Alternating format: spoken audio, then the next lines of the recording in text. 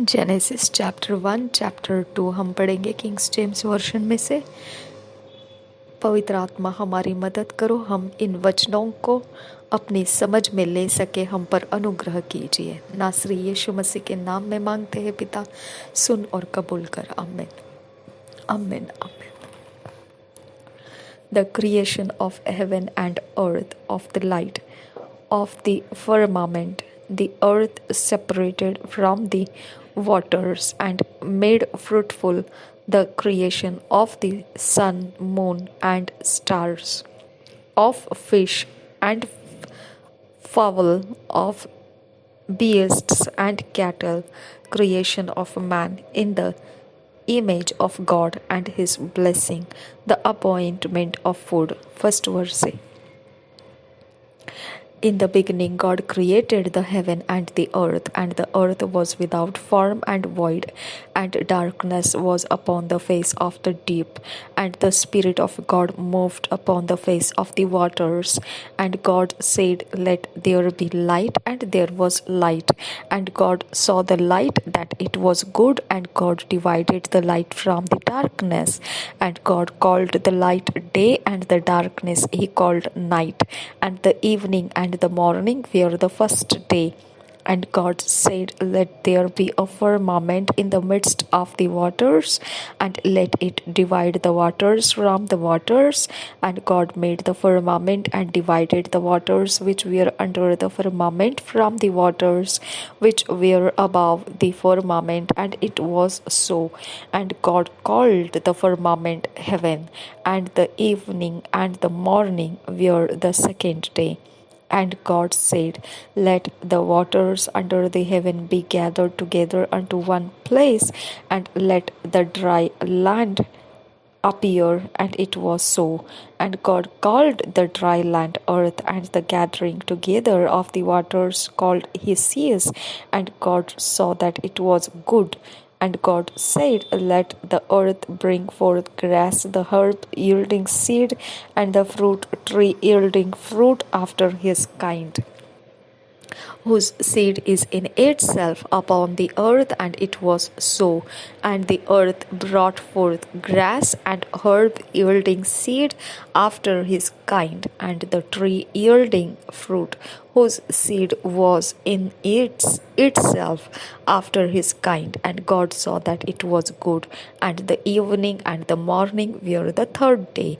And God said, Let there be lights in the firmament of the heaven to divide the day from the night, and let them be for signs and for seasons and for days and years, and let them be for lights in the firmament of the heaven to give light upon the earth. And it was so. And God made two great lights, the greater light to rule the day, and the lesser light to rule the night. He made the stars also. And God set them in the firmament of the heaven to give light upon the earth, and to rule over the day and over the night, and to divide the light from the darkness. And God saw that it was good. And the evening and the morning were the fourth day. And God said, Let the waters bring forth abundantly the moving creature that hath life, and fowl that may fly above the earth in the open firmament of heaven. And God created great whales, and every living creatures that moveth, which the waters brought forth abundantly after their kind, and every winged fowl after his kind. And God saw that it was good. And God blessed them, saying, Be fruitful and multiply, and fill the waters in the seas, and let fowl multiply in the earth. And the evening and the morning were the fifth day. And God said, Let the earth bring forth the living creatures after his kind, cattle, and creeping thing, and beast of the earth after his kind, and it was so. And God made the beast of the earth after his kind, and cattle after their kind, and everything that creepeth upon the earth after his kind. And God saw that it was good. And God said, let us make man in our image after our likeness, and let them have dominion over the fish of the sea, and over the fowl of the air, and over the cattle, and over all the earth, and over every creeping thing that creepeth upon the earth. So God created man in his own image. In the image of God created he him, male and female created he them. And God blessed them, and God said unto them, be fruitful and multiply, and replenish the earth, and subdue it, and have dominion over the fish of the sea, and over the fowl of the air, and over every living thing that moveth upon the earth. And God said, behold, I have given you every herb bearing seed which is upon the face of all the earth, and every tree in the which is the fruit of a tree yielding seed, to you it shall be for meat, and to every beast of the earth, and to every fowl of the air, and to everything that creepeth upon the earth, wherein there is life, I have given every green herb to meat. And it was so. And God saw everything that he had made, and behold, it was very good. And the evening and the morning were the sixth day. Chapter 2. The first Sabbath. The Garden of Eden. The tree of knowledge forbidden. The creatures named. The making of woman, and institution of marriage. First verse.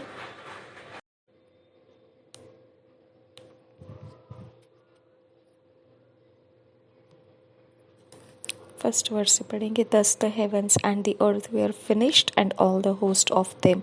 And on the seventh day ended his work which he had made, and he rested on the seventh day from all his work which he had made. And God blessed the seventh day and sanctified it, because that in it he had rested from all his work which God created and made. These are the generation of the heavens and of the earth when they were created, in the day that the Lord God made the earth and the heavens, and every plant of the field before it was in the earth, and every herb of the field before it grew.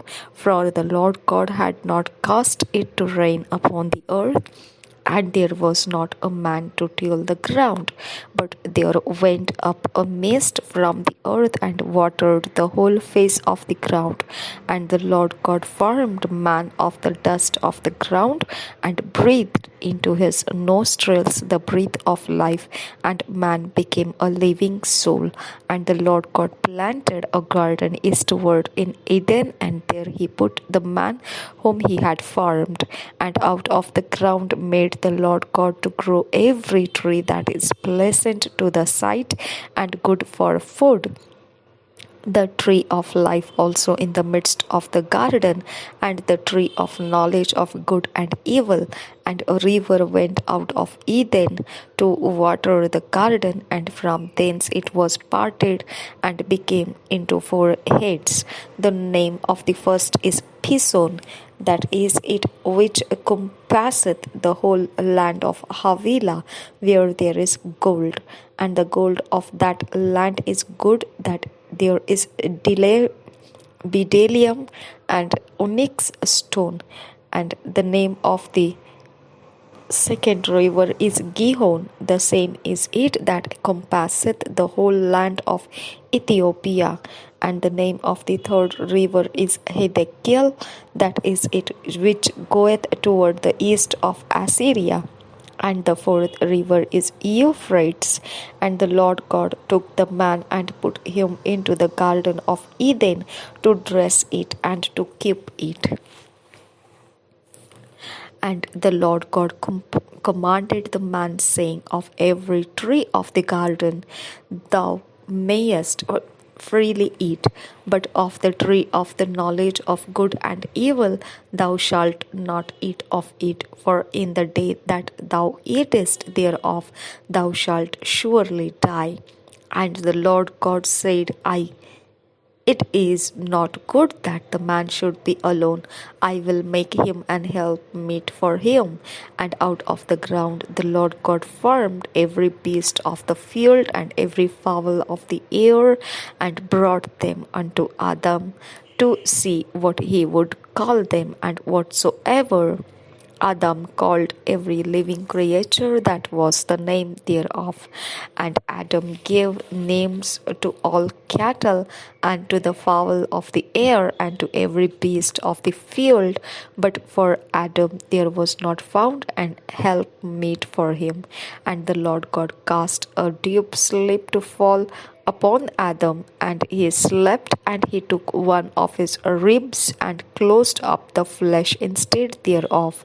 And the rib which the Lord God had taken from man made he a woman, and he brought her unto the man. And Adam said, This is now bone of my bones, and flesh of my flesh. She shall be called woman, because she was taken out of a man.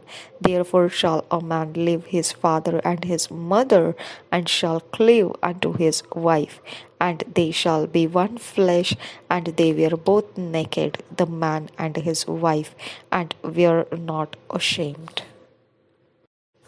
उत्पत्ति 1 अध्याय 2 अध्याय हम हिंदी में पढ़ेंगे। सृष्टि का वर्णन 1 अध्याय पहले वचन से। आदि में परमेश्वर ने आकाश और पृथ्वी की सृष्टि की।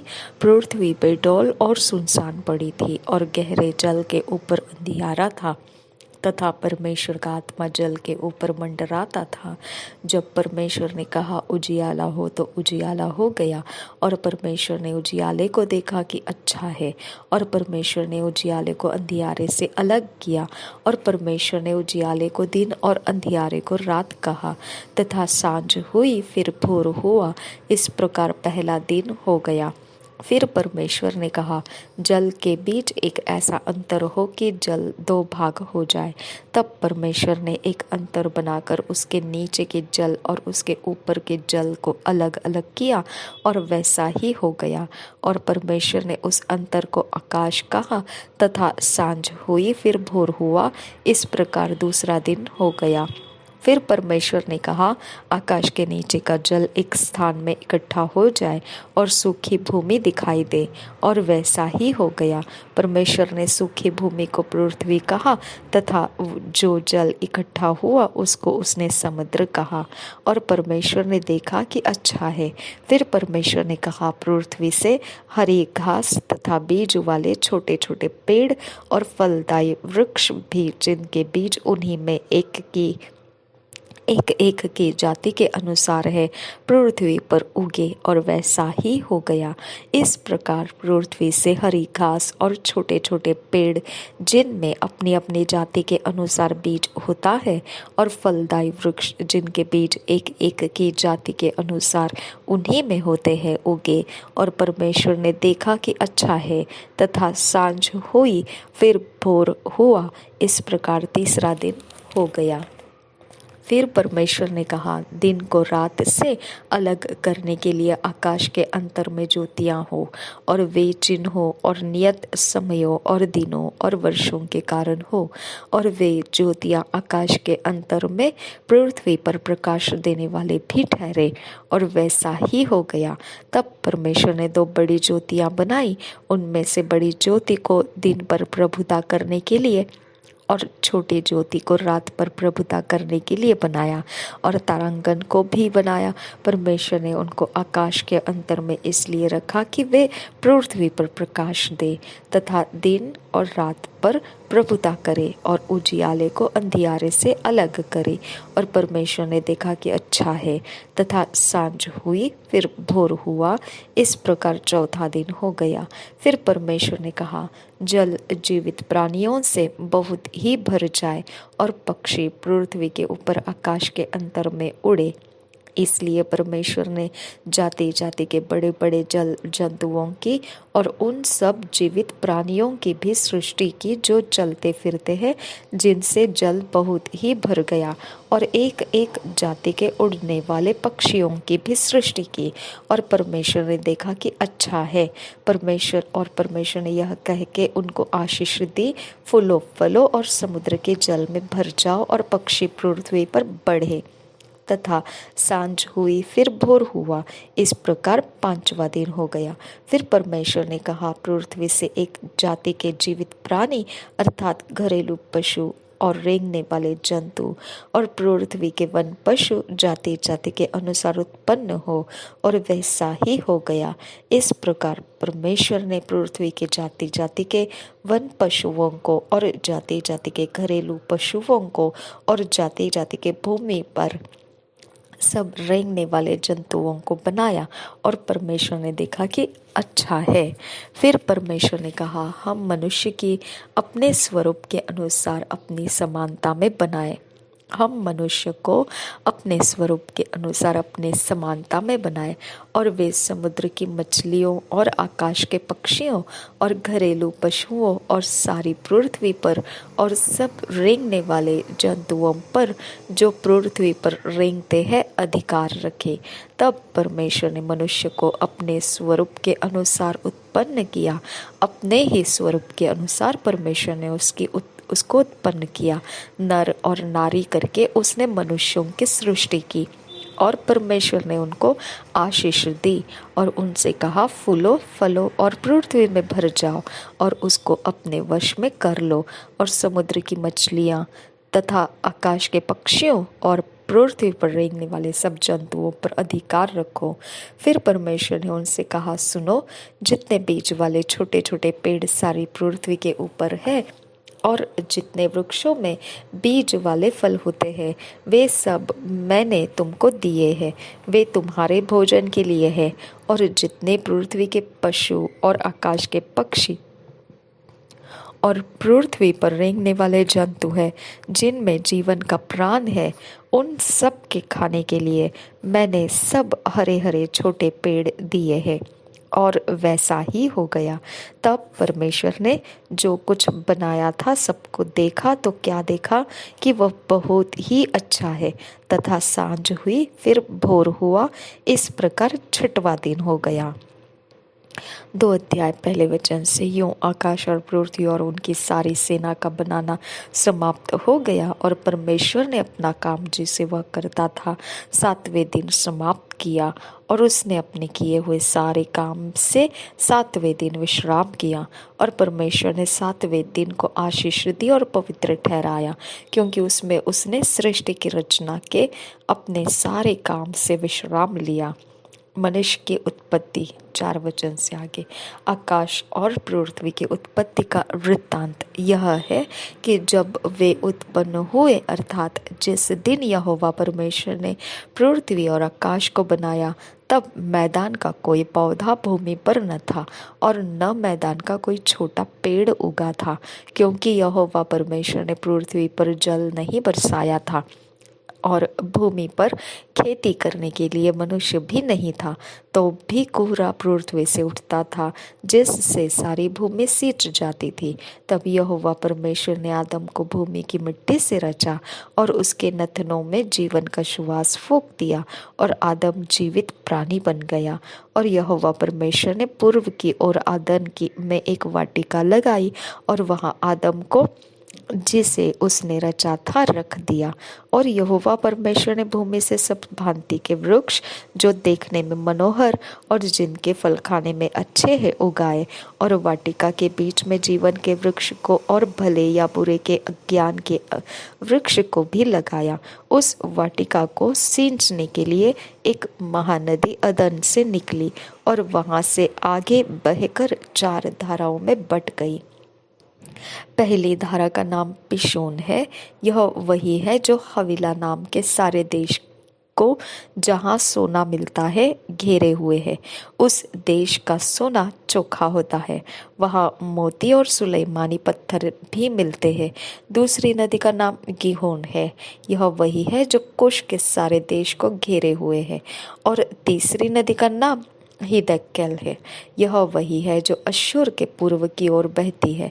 और चौथी नदी का नाम फरात है।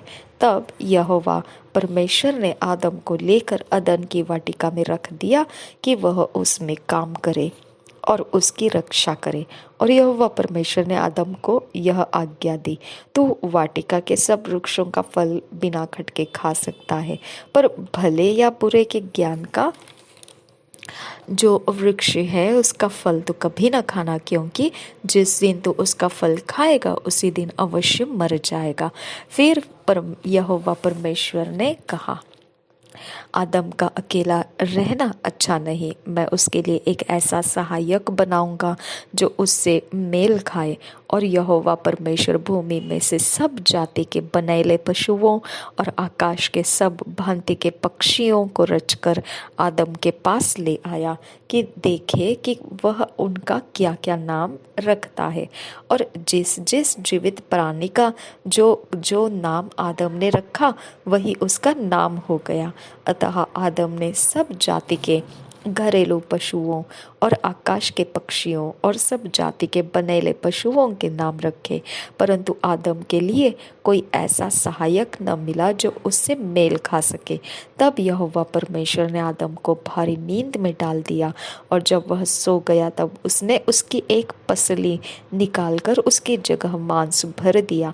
और यहोवा परमेश्वर ने उस पसली को जो उसने आदम में से निकाली थी स्त्री बना दिया और उसको आदम के पास ले आया। तब आदम ने कहा, अब यह मेरी हड्डियों में की हड्डी और मेरे मांस में का मांस है, इसलिए इसका नाम नारी होगा, क्योंकि यह नर में से निकाली गई है। इस कारण पुरुष अपने माता पिता को छोड़कर अपनी पत्नी से मिला रहेगा और वे एक ही तन बने रहेंगे। आदम और उसकी पत्नी दोनों नंगे थे पर लजाते न थे। 2 years बाइबल रीडिंग प्लान। 2 साल का Bible reading plan. Acts 5 chapter 33 verse से 42 वर्स। नहमिया 3 चैप्टर। प्रेरितों के काम 5 अध्याय 33 वचन से 42 वचन। नहमिया 3 अध्याय। हम फैसला लिए है कि अकेले में बैठकर पर्सनल व्यक्तिगत समय में इसे पढ़कर हम अपने अंदर परमेश्वर के आत्मा को हमारा जीवन बदलने का समय देंगे। आप अपने तरीके से इसे पढ़ सकते हैं, आप जैसा चाहते हैं वैसे इसे पढ़ सकते हैं, लेकिन ध्यान सिर्फ इतना रहना है कि हम परमेश्वर के आत्मा ही के सहारे से इसे समझना है, और निश्चित है कि परमेश्वर के आत्मा का लाभ हमने उठाना है। प्रभु यीशु मसीह हम सबके साथ बना रहे। आमीन, आमीन, आमीन। पवित्र आत्मा हमें फिट एंड फिक्स कीजिए, इन सारे वचनों के अधीन लाकर हमें ईश्वरीय रचना डिवाइन ऑर्डरलीनेस में लेकर आइए। नासरी यीशु मसीह के नाम में विनती करते हैं, सुन और कबूल कर पिता। आमीन, आमीन, आमीन।